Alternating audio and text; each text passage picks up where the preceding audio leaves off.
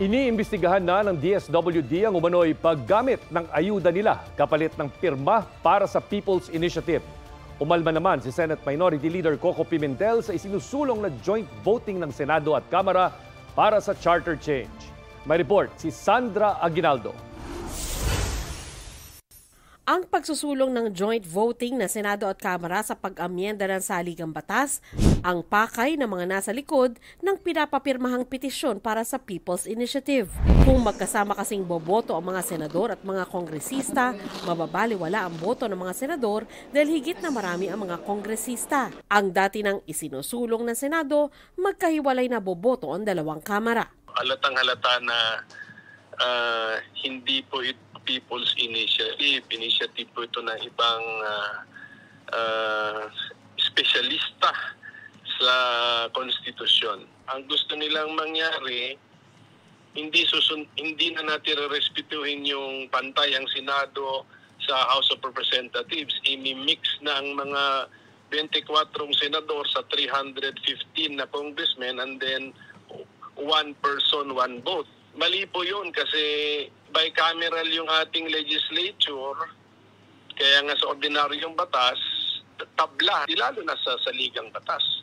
Paalala ni Pimentel sa publiko, huwag niyo pirmahan yan, lalo na kung yung ideya, yung linalaman ng petisyon na yan, ay hindi naman yan ang nasa isip ninyo.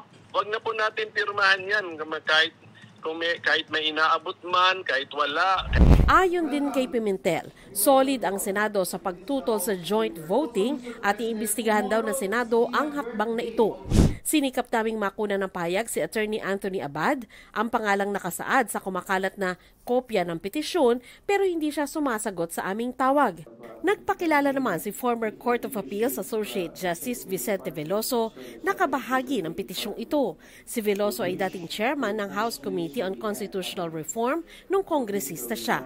Ito raw ang nagpapatibay ng kanyang paniwala na ang People's Initiative ay lehitimo at democratic na paraan para magpanukala ng reforma.